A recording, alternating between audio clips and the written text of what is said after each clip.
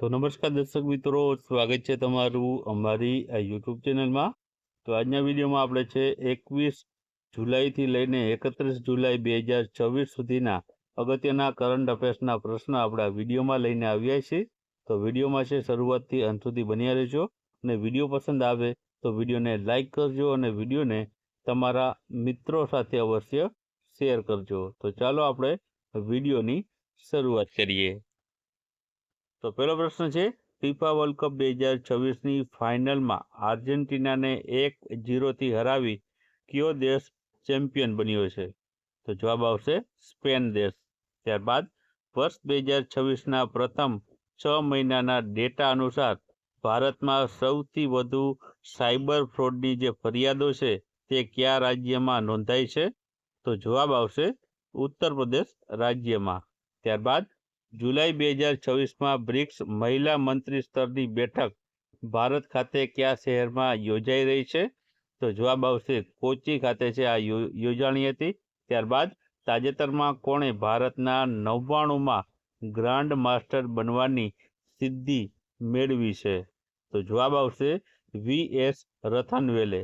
ત્યારબાદ આગળનો પ્રશ્ન છે કે નીતિ આયોગ દ્વારા જાહેર કરાયેલા પ્રથમ ઇન્વેસ્ટમેન્ટ ફ્રેન્ડલીનેસ ઇન્ડેક્સમાં મોટા રાજ્યોની શ્રેણીમાં કયું રાજ્ય પ્રથમ ક્રમે રહ્યું છે?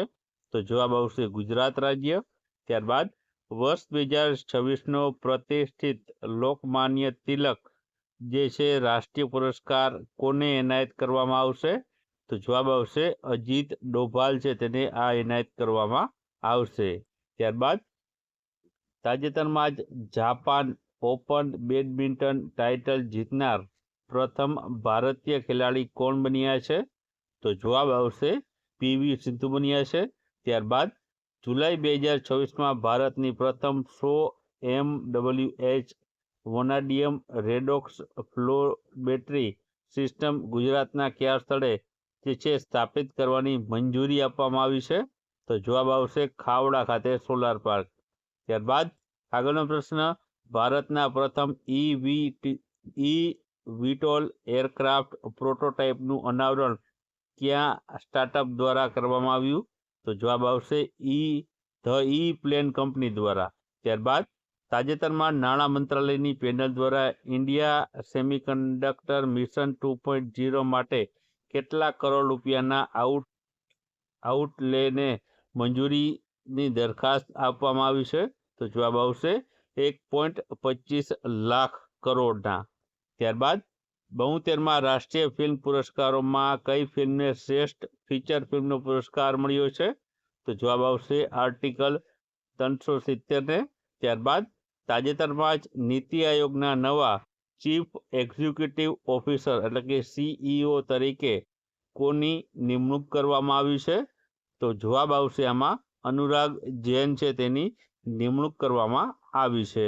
ત્યારબાદ આગળનો પ્રશ્ન છે કે જે પૂર્વ વડાપ્રધાન અટલ બિહારી વાજપેયી છે તેના AI હોલોબસનું ઉદ્ઘાટન કયા સ્થળે કરવામાં આવ્યું? તો જવાબ આવશે પ્રધાનમંત્રી સંગ્રહાલય ખાતે છે આનું જે છે ઉદ્ઘાટન કરવામાં આવ્યું હતું. ત્યારબાદ આયુર્વેદ અને સર્જરી ક્ષેત્રે યોજાયેલ આંતરરાષ્ટ્રીય સેમિનાર સોત્રુમ જે છે 2026નું આયોજન કયા શહેરમાં કરવામાં આવ્યું હતું? તો જવાબ આવશે નવી દિલ્હી ખાતે આનું આયોજન કરવામાં આવ્યું હતું. ત્યારબાદ નશામુક્ત યુવા અભિયાન કેટલા સપ્તાહ માટે ચલાવવામાં આવશે? તો જવાબ આવશે 100 સપ્તાહ માટે છે આ અભિયાન ચલાવવામાં આવશે.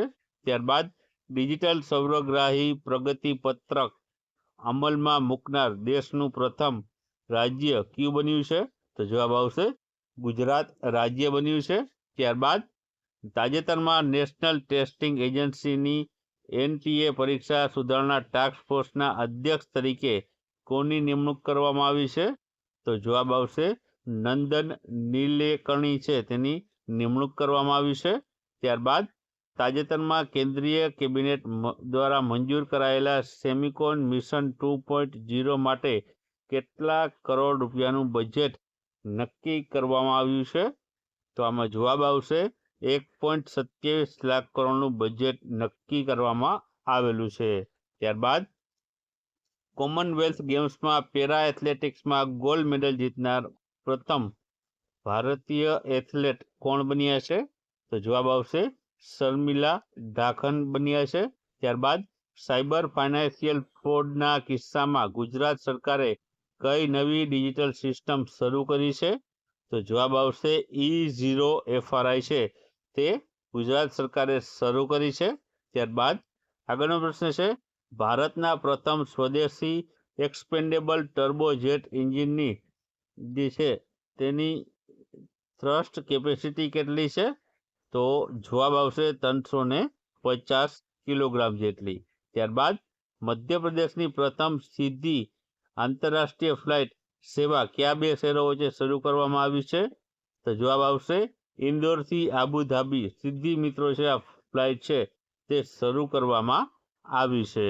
ત્યારબાદ મીરાબાઈ ચાનુએ મહિલાઓની કઈ વેટ કેટેગરીમાં કુલ 190 કિલોગ્રામ વજન ઉચકીને નવો રેકોર્ડ બનાવ્યો છે? તો જવાબ આવશે 38 કિલોગ્રામની કેટેગરીમાં.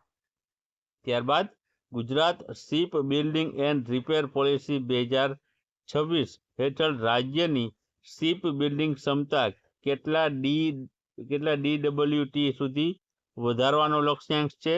તો જવાબ આવશે 50 લાખ DWT સુધી. ત્યારબાદ આગળનો પ્રશ્ન આપણે જોઈએ તો કોમનવેલ્થ ગેમ્સ 2026માં ભારત માટે પ્રથમ મેડલ કોણે જીત્યો છે?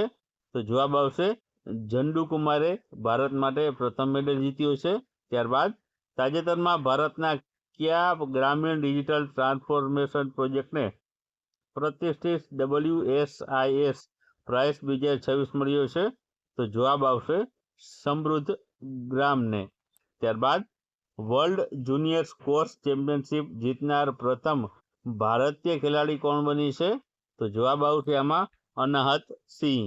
ત્યારબાદ તાજેતરમાં ઇન્ટરનેશનલ સ્પેસ સ્ટેશન માટે રવાના થયેલા ભારતીય મૂળના નાસાના જે અવકાશ યાત્રી છે તેનું નામ શું છે? તો જવાબ આવશે તેનું નામ અનિલ મેનન રહેલું છે.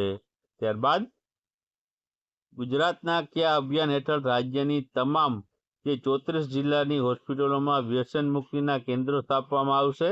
તો જવાબ આવશે નશા મુક્ત ગુજરાત અભિયાન અંતર્ગત. ત્યારબાદ ભારતનું પ્રથમ ઇમર્સિવ ભાષા મ્યુઝિયમ શબ્દાલોક છે તે ક્યાં આવેલું છે?